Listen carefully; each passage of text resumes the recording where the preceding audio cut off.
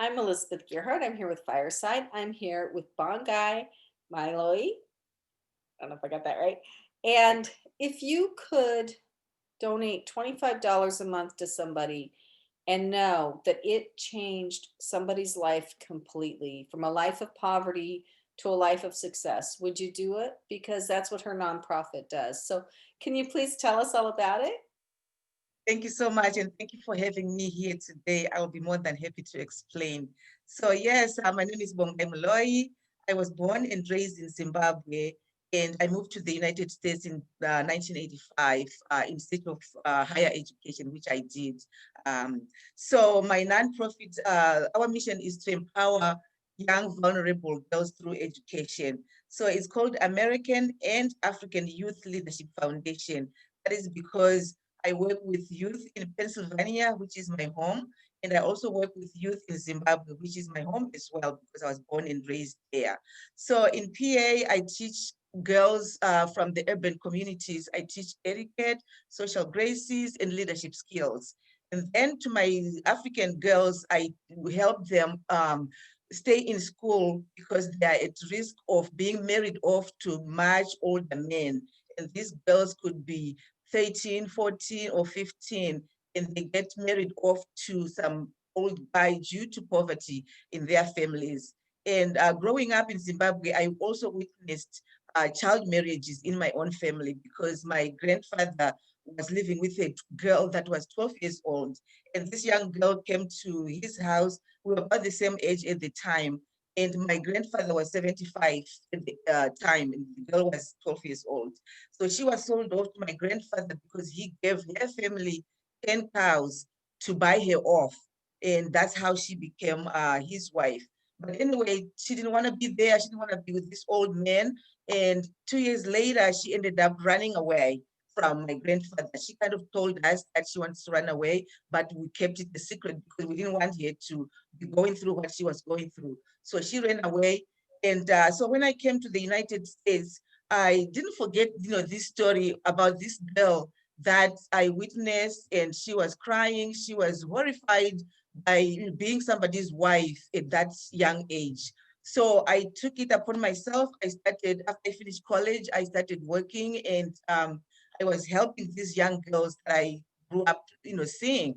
And I also saw my friends that I was going to school with dropping out of school due to poverty.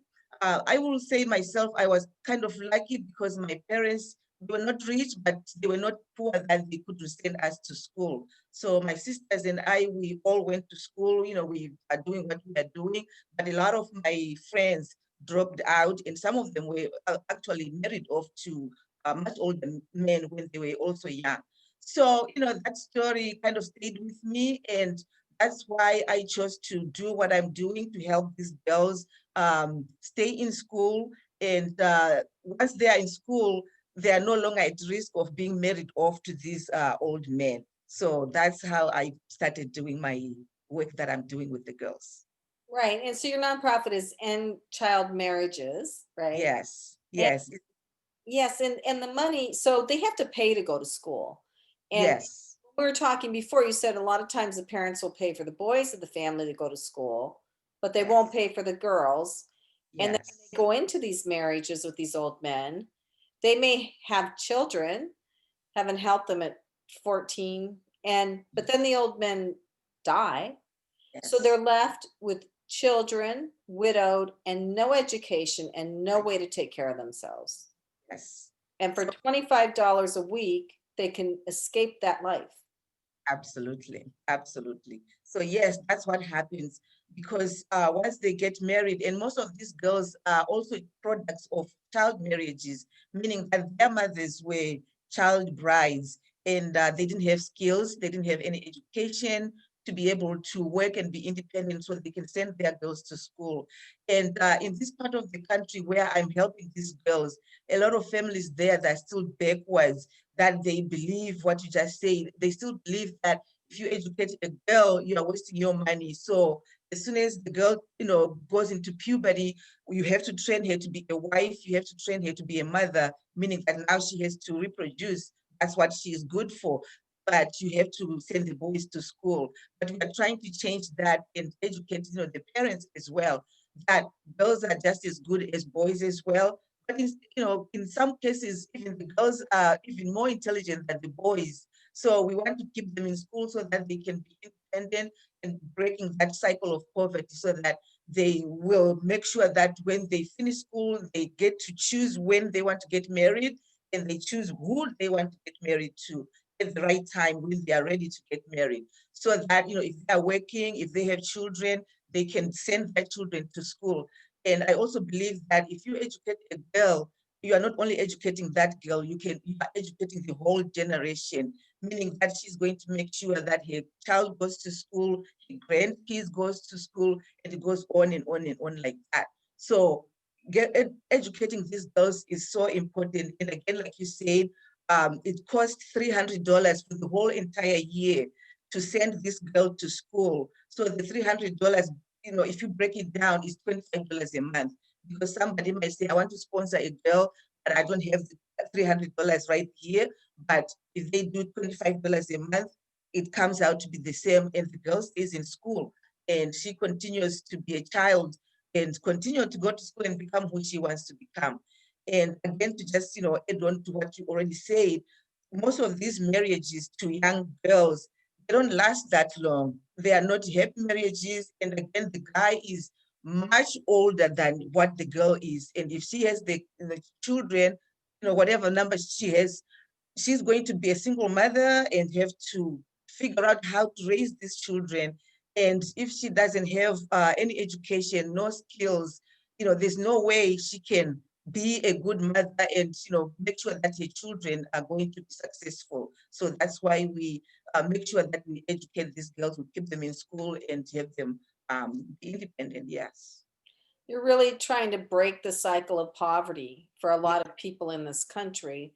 So when they get out of school, do they get a job then, typically? Absolutely, yes.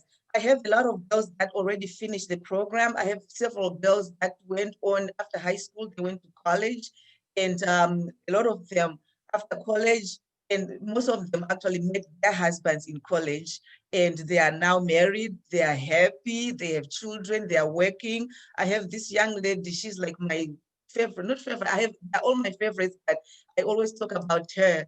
We took her when she was in junior high school, when she was about to get married off to some guy that was, I think, 75 at the time. And we took her, we put her in the program. She finished high school, she went to college, she did her master's program, and she did business administration. And she met her husband in her last year of college. And then they got married right after she finished school.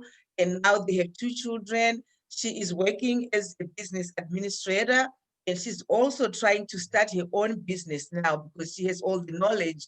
And she's actually also helping the other girls now that are in similar situation. So it's like paying it forward now. She was in the program, she was helped to go to school. Now she's helping other girls as well. So she's doing awesome. So what do the families think of this? Do they want money from you? Do they get upset that they couldn't sell the girl?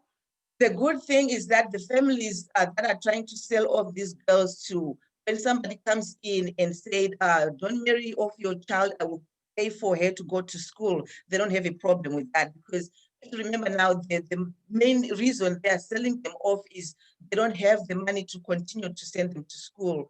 And sometimes, they figure if she's married off, she's no longer my responsibility. She's somebody else's responsibility. But if somebody comes in and said, I will send her to school, I will pay for her tuition, I will, send her clothes, they are fine with that. So that's, a good thing, because if they will refuse to that, then we have nowhere to go. But they agree to, I've never had any parent who said, no, I don't want you to pay for my daughter to go to school. All of the parents that we're dealing with, they are more than happy. And the sad thing about it is these fathers that are trying to sell off their girls, once the girl is done with school, she's working now, the father will be like, now he's excited. Oh, that's my daughter. But I'm like, okay, but you didn't want to send her to school, but now, but we won't, go into that. As long as the girl is now independent, she is able to support herself. even if she doesn't get married, at least she can support herself. And if she has children, or maybe she has a divorce, we hope that they won't get divorced if they, pick their own husbands. But if something, or maybe, something happens, maybe her husband died, but at least she has a job, she has a skill to be independent and sustain, her family. So that's why we make sure that we keep them in school. So how many girls have gone through your program so far? Oh, wow. I've had so many girls that already finished. I have more than 50 that already finished and they're working, they're married. I have about 50 girls that are still, some are still in senior high, some are in college, some girls went to culinary school because in Zimbabwe, a lot of girls, they want to be their own boss. So a lot of them choose to go to culinary school, which is a 4-year program. And once they finish, they want to be their own bosses. Or if they don't want to do that, they can go and work in a big restaurant and they'll be the head chef. So a lot of girls are doing that. But I have 55 girls that are currently in the program and they're starting high school. We had 23 girls that are for here it would be grade 10, but over there they call it form 1 and form 2. So I have 23 girls that are just in second year of high school, and I have 30, I think it's 35 girls that we got this year, and they are in form 1, which is equivalent with a grade 8 here. So we have a total of about 55 girls that are in high school, but we have some that are in college, some in culinary school, and some already finished. So do you have a waiting list to get into this? Oh, yes, we have a long waiting list. So what I do is, because I can't do that all by myself to be supporting these girls. So I go around, talking to people like I'm doing now, and somebody might feel it in their heart and say, oh, I'll sponsor one girl, I'll do the $25 a month. So as people sponsor the girls, we take some from the waiting list, because we have like more than 30 that are always on the waiting list, because in this community, the need is so huge. It's a lot of girls that are at risk. So we kind of take the ones that are at the most risk, the ones that are either they already are married off, or the parent is saying, I got a man already who is getting ready to marry you. So they are on the top of the list. So we take those first. But some, they are still at risk, yeah, but they are still, the parents are saying, oh, maybe next year you get married off. So as we get sponsors, we take, whoever is on the top of the list, and we keep, bringing the list down. So right now we have 30 girls that are on the waiting list.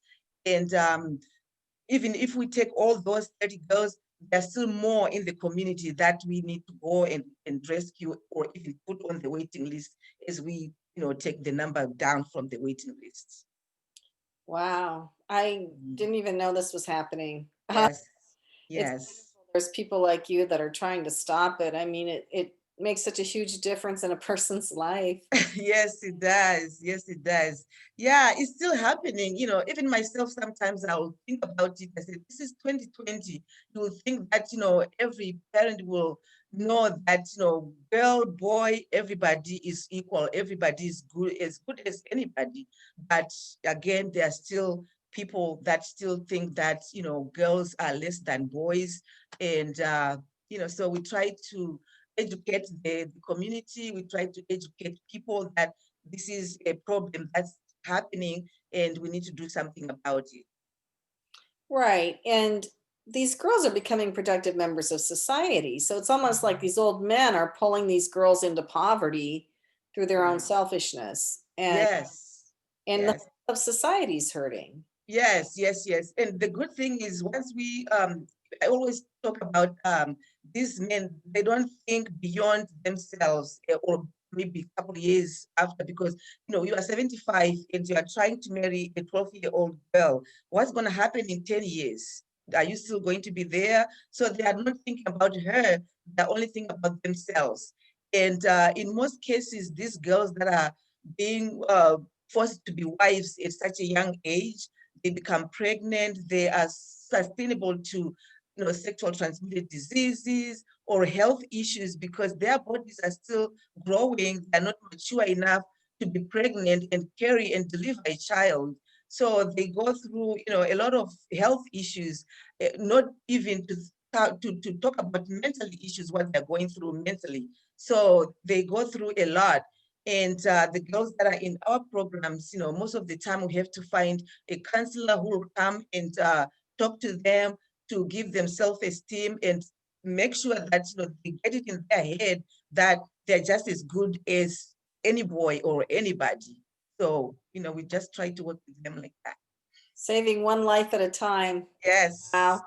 So how do people donate? Where do they go to donate to this? People can donate on my website, which is www.endchildmarriages.org.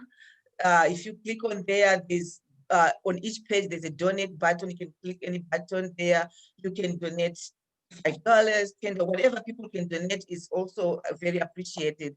I also have other means of other options. I have PayPal, I have Cash App, I have Venmo, I have all kinds of ways that people can donate. Or some people still like to write checks.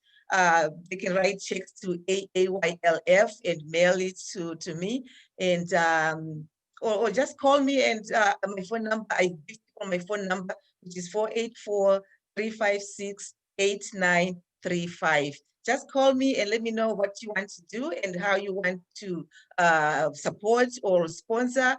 And sometimes I also ask for not only monetary donations, because these girls are from poor families. So I also collect clothing for them, shoes, and whatever because sometimes with us girls, you look good, you feel good. So I try to, I send them clothes throughout the year, and they get dressed up. Sometimes, you dress up, you kind of forget all your problems for that day. So we collect items as well, clothing donations. So do people mail the clothes to you? You're in Pennsylvania, right? I'm in Pennsylvania, yes. If it's somewhere like a 2-hour drive, I don't mind picking it up. I've picked so many clothing from anywhere, or sometimes we can meet halfway. If somebody's wherever they are, if it's a 2-hour drive each way, we can meet halfway, or simply put in the mail, whichever is easier for the person who is we always talk and say, how do we do this?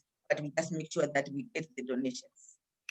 Excellent. Is there anything else that we need to know about End Child Marriages or AAYLF? Yes, AAYLF is, like I said, it's a nonprofit organization, and I welcome people to go with me on this journey. And together we can do a lot for these girls. There's always this African proverb that I like a lot. I always talk about it. It goes like, if you want to go fast, go alone. But if you want to go far, go with others. So I always invite people to come and go on this journey with me. Because if I do it by myself, I probably will help maybe 1 or 2 girls. But if I invite others, oh my gosh, we can go. I mean, we can help the whole community. So I always invite people. And yeah, but I do appreciate you giving me this opportunity to be on this platform. Yes, excellent. Well, thank you Thank you. very much. This was a great story and it's wonderful work that you're doing. Thank you so much. I appreciate you.